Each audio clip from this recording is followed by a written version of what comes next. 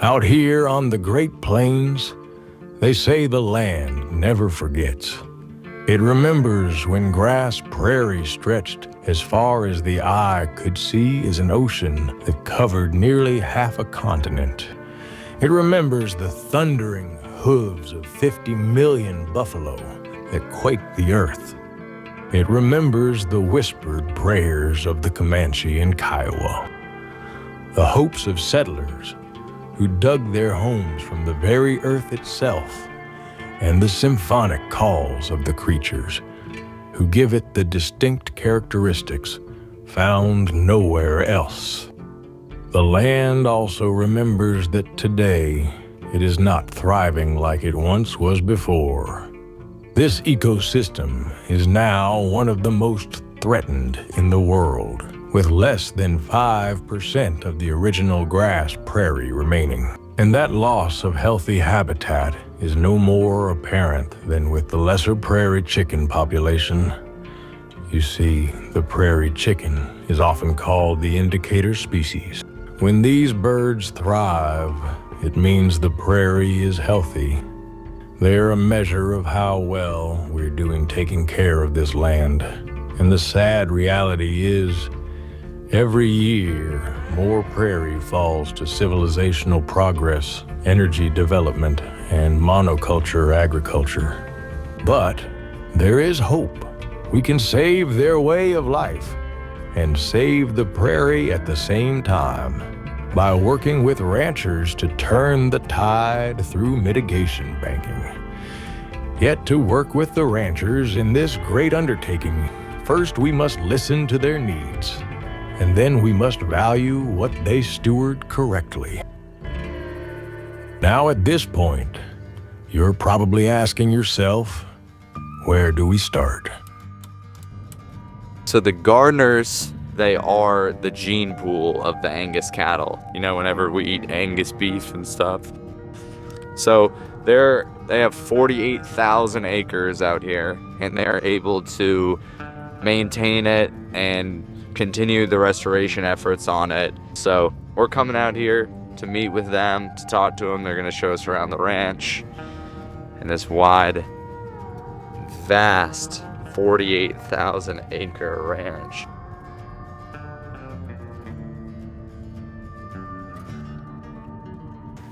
Okay, here's the big purple barn. Yep. So this is where they do. Their offices are here. Thank you. The history of the ranch, which I'll probably have them walk for a year. This is really incredible, man, what they did here. I mean, like, this is what every rancher wants to have. Like, I want this for my ranch.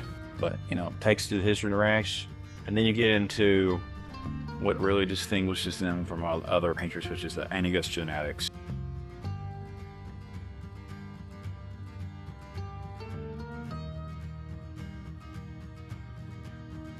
To understand where we're headed, we must first understand where we came from.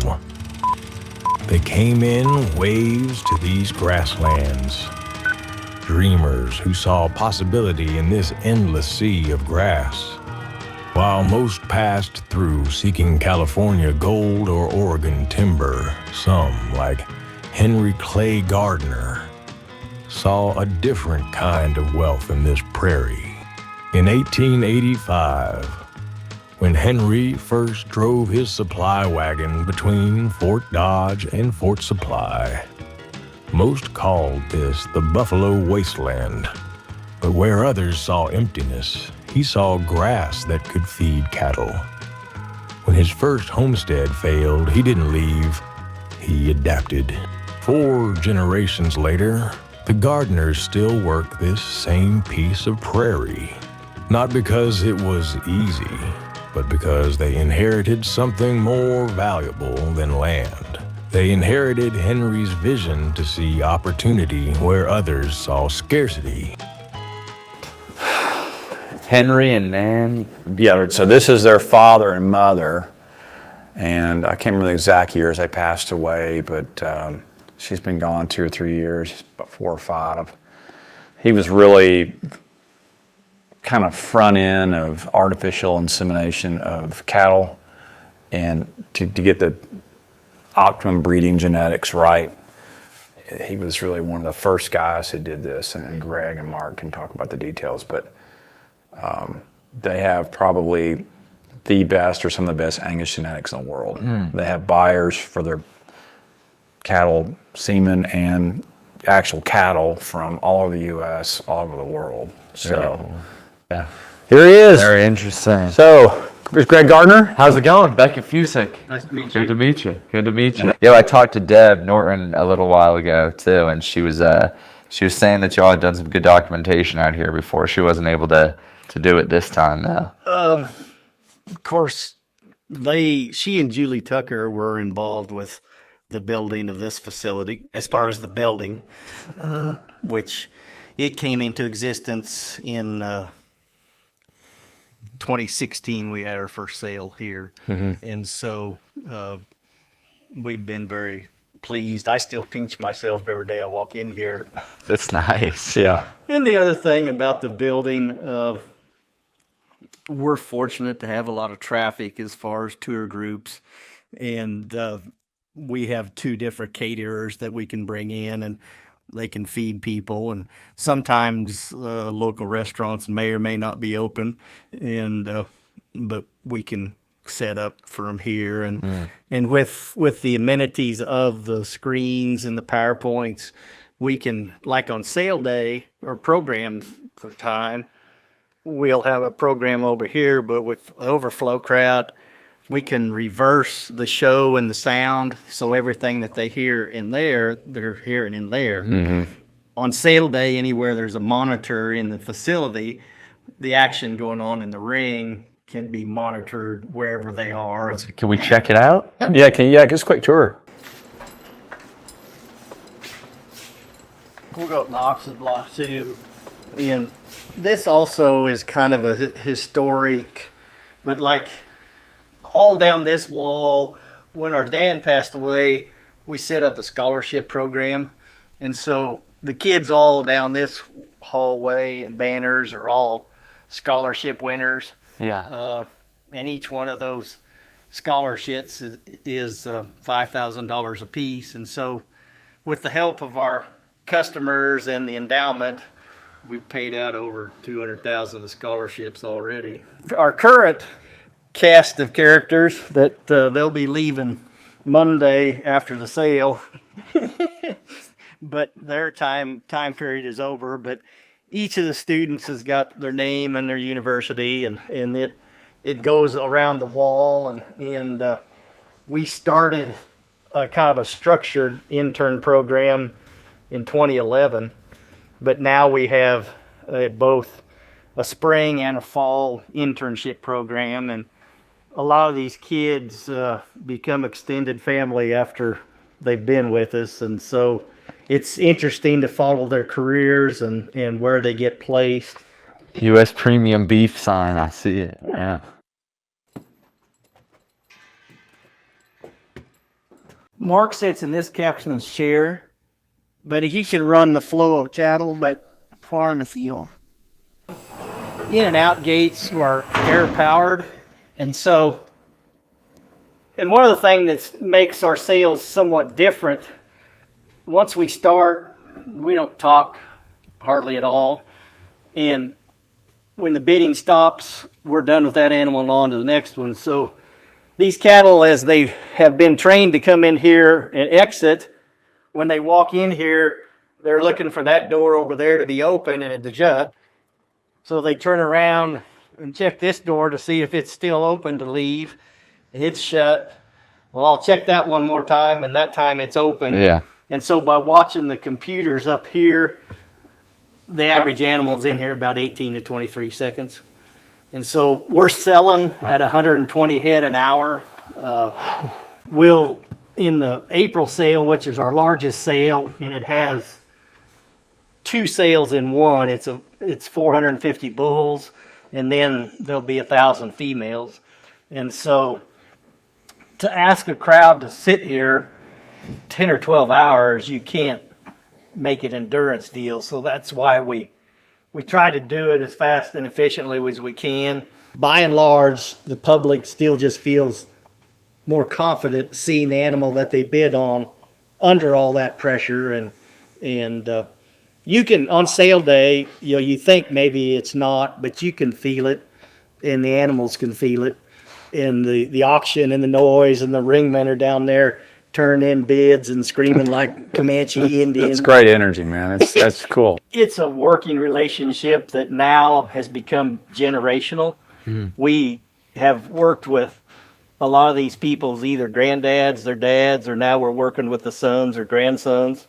And it's an interesting time to see it through my eyes right now. Mark, you think you can join us up here? You guys okay talking here, staying here? Is this okay? Or This is perfect. Greg, thanks for talking to us about the facility and everything here and the scale of y'all's production. And Mark, you do a lot of the marketing, which you're on a lot of videos and stuff. Kind of for the layman person who might be interested in conservation, may have a small ranching property. How would you explain why the Gardiner product is a differentiated, higher value product? Well, I think when you look at all of American agriculture, any agriculture, it's about raising food to feed people.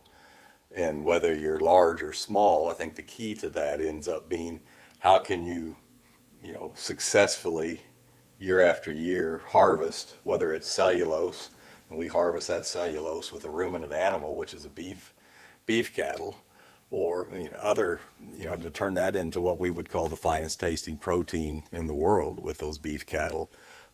We can't eat it as humans, and when you look at the whole world, 2/3 of the world, that land is good for nothing else other than to raise grass, or like I would say, just that fiber that humans cannot consume. So I think, what are we doing to try to make things better? What are we doing to try to be able to use what we've learned through all these years to feed people? It's really just that simple. Everything mostly, for the most part, stayed the same, but it's the genetics that have changed.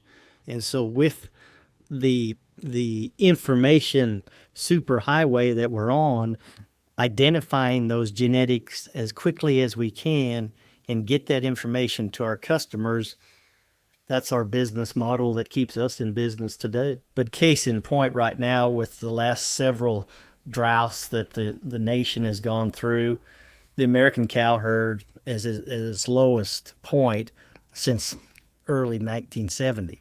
But yet we're producing the highest tonnage of meat volume in the record of the industry. And how have we done that? Through genetics and efficiency and the utilizations of the tools that are available to us today. And so those are how you adapt and improvise and solve problems of feeding an growing populace, but it can be done. When you hear words like ecosystem services, just outside of the prairie chicken, just generally, like what does that mean to you guys, or does it mean anything? Well, I understand what you're asking, and what I mean, you hear all that, and it's kind of like gobbledygook. It's like static. I don't, what is it? And they have all these different programs. They had a program, I don't know if it was through NRCS or who, but if you would go out there and put tape on your fences for various birds, prairie chickens included, they'll pay you $5. Well, our business is no different than any other business. It has to be economically viable. And so for us to do it, and like when Wayne first started talking about having conservation easements, it's like, we're not going to talk. We're not going to give up any of our freedoms here unless it helps us with our business economically. And so when you think about the government, and the government is us, it's no different than, the church. We're no better than the church, or we're no better than the government if we don't participate in it. But private industry, and what I would call American entrepreneurship, to be able to solve these problems versus bureaucrats, is really the solution. And that's what Wayne and Common Ground Capital has done so well. And they've been very diligent and very precise and very persistent. And, when he first came, he's probably already said it, when he first came here, I looked at him, I go, "Are you for real?" I go, "If you are, you can come back a month from today and I'll set an appointment, because I'm busy." But I think it's no different than sending me in to negotiate the grid with National Beef for our producers. To make this work, these are the things that have to happen. And I think, we grow up and we're excited about what we do, and and our father is one of the pioneers and leaders in doing things the right way. But when you get out of school and you get in the world, you find out, really, are you going to do something just because it's the right thing to do? Well, not everybody was trained that way. And so if you're really going to affect change, you have to affect that change economically. You talk about the struggles of getting a premium price for a better product. And if you look at conservation, my perspective is, look, the government's tried real hard with the Farm Bill for a long time. We do participate in a few government programs on our ranch in West Texas, our family ranch. But at the end of the day, all these ecosystem services, the government's not paying a meaningful market rate. If we look at all the work they've done on prairie chickens for a year, NRCS has done it, FSA's done it. We have had some success with CRP, but there's a reason the prairie chicken numbers are doing this and not doing that. It's because that price point interface with the Greg and Mark Gardiners isn't very attractive, or isn't there at all, or it's a take it or leave it, And so what the Fish and Wildlife Service did with us is they said, look, and they didn't know jack about U.S. premium beef, but they effectively did the same thing. They said, look, the standard performance, based on all we've learned in these other programs, the WAF program, these other legacy programs, the standard performance is too low. So we have to set a standard and let you private sector guys and gals go out there and find the ranchers that meet that standard and invest in their land and then later develop a market. So we flipped the whole thing on its head. Instead of the government saying, Mr. and Miss Rancher will pay you this, and most ranchers said no, the ones that said yes, it wasn't enough to effectively help the bird, and it kept declining, we said, we'll negotiate what we're going to pay you. These guys are good negotiators, so they got a market-based payment rate of easements versus a government appraisal, all that stuff. And that's how we have the partnership with them and a select other few of ranchers, and hopefully more in the future. Now, our customers, some like y'all's customers, they didn't necessarily like the idea that the price of prairie chickens, which is effectively a proxy on ecosystem services right now, went up.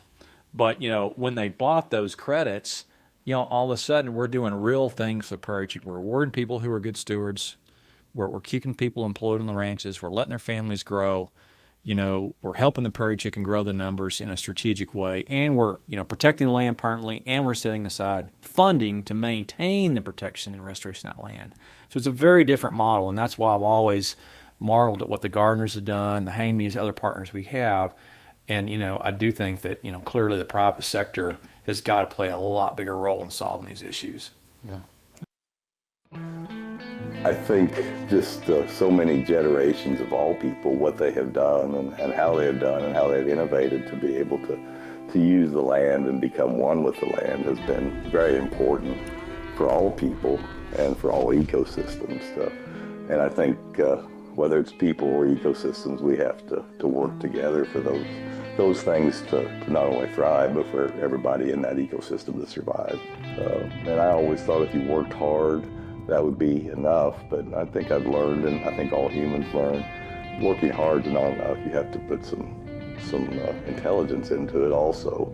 And so to be able to think about what we're doing to try to make this all better than what we found is really our goal. We talk a lot about the population today, and let's say there's 7.8 billion people in the world today. And then by the year 2050, there could be 10 billion people. So we have to raise more food between now and then than we have ever done in history before. And so I think what is so exciting for me and my family and all the people that have helped educate us and what I would call American agriculture is we can do this. The technology is there. We'll continue to get better. That legacy of work, but that legacy also has to be working smart to make things better than we found them. You see, the Gardiner's success isn't about birthright. It's about understanding that everything here is connected. When Wayne Walker approached Mark Gardiner about conservation banking, it wasn't charity he was offering. It was recognition that preserving these grasslands has real market value. Mitigation banking isn't just about preserving and restoring the land. It's about securing a future for ranching families. It's a market-based solution that finally puts real value on generations of stewardship. Today, other ranchers are following the Gardiners' example, proving there's a way to preserve both their legacy and the prairie's future. This is conservation led by the people closest to the land, where doing right by nature means doing right by neighbors, and where age-old wisdom meets modern solutions. This morning was a great morning in the long history of the Lesser Prairie Chicken conservation banking business. We just signed our biggest deal, 10,000 acres to be put under conservation on the Gardiner Ranch sometime in Q1 of next year. So it's huge because it's great for conservation. It's great for the Gardiner family and their livestock operation. So very fired up to take care of a big wind project in Colorado. This great property here in western Kansas. And it happened while you were standing on Gardiner Ranch. Yeah, standing on Gardiner Ranch, watching the sun come up. Never gets old, fellas. It's awesome.